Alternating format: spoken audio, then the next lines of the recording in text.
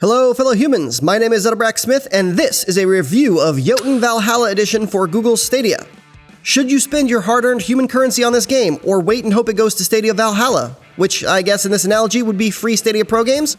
We should start this review off with an important piece of information about Jotun, which is that it is a slow game. Both the combat, which is very purposeful and will punish you for button mashing, but even something as simple as opening a door takes longer than you might expect. This isn't Diablo or Bastion, though it may look similar if you've seen the trailer. There are very rarely enemy creatures to kill that aren't bosses. In fact, I can only remember like 2 levels where they had any.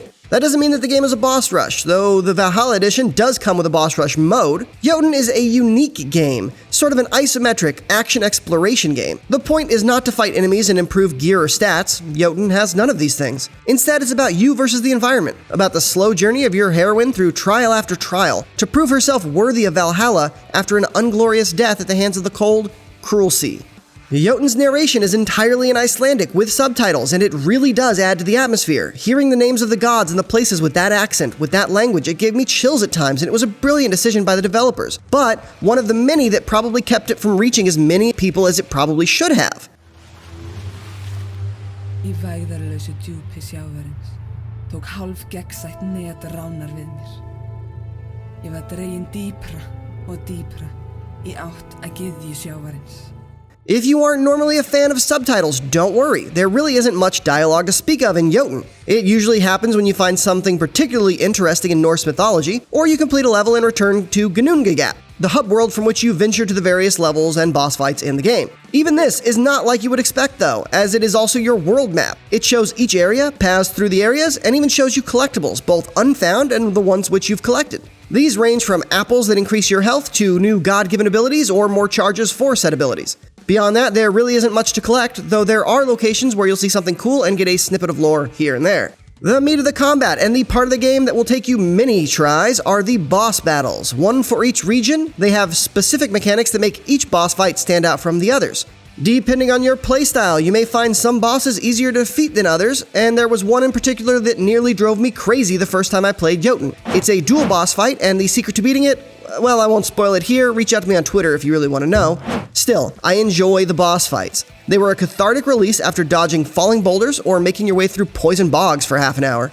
The game does have its fair share of issues, and I mean beyond the stuff that can be argued away as up to personal taste. One level finds you waiting for giants to throw boulders at you so you can dodge them, and then knock them into the lava, forming a bridge. That's a cool idea, and when you first start doing it, it does make you feel like a genius. Then you keep doing it, over and over. If you want to collect the ability in that zone, you're going to be at it for a while, and pity the fool who dies when the bridge is nearly complete, as you'll be starting all over. The game is also criminally short at around 5 hours for the base game. I understand that a truly amazing experience can come from short games. Portal is the evergreen example of that. Jotun indeed left me wanting more, but with its slow pace and relatively few areas, it can feel a little lacking. Luckily, Valhalla Mode does exist, which is a boss rush where you can pick a boss and fight in whatever order you wish. You're given all the abilities from the game, and you're going to need them, as these aren't the same boss fights from the main campaign. They are the same bosses, and the mechanics, while similar, are much harder here. I had a really rough time beating any of them, so if you do enjoy Jotun's combat, you'll likely get a few more hours of gameplay from this mode. Finally, I want to talk about some of the bugs that were in the game but were apparently patched as I was making this video. One of them I did not run into personally. It was the failure of the game to save your progress. Essentially, if you chose shut down Stadia to quit the game simply wouldn't save, meaning you could have lost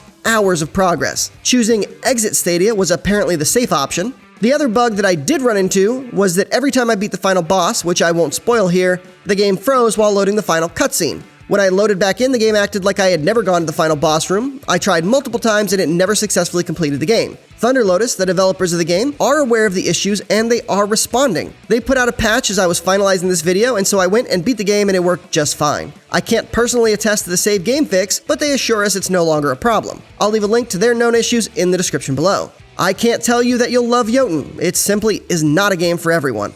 What I can tell you is that I absolutely loved it. The art is a gorgeous hand-drawn style with beautiful animation, the boss fights are epic and intense, and the narration in Icelandic really does add to the charm. It's a game I've beaten more than once and will likely do so again. Mrs. Edelbrax even beat it a long time ago on Steam and loved every minute of it. At $14.99, it can be a bit of a hard recommendation because it is so different. But that's honestly exactly why you should play Jotun. It isn't like nearly anything else out there, and Thunder Lotus are definitely indie developers to keep an eye on. Like image-informed games, Thunder Lotus seem to get better with every game they make, but we'll cover Sundered in a later review. That's it for now. Don't forget to like this video whether you liked it or not. Use your filthy human phalanges to press the subscribe button so you don't miss out on reviews, news, and all things cloud gaming. Edelbrack Smith, signing off.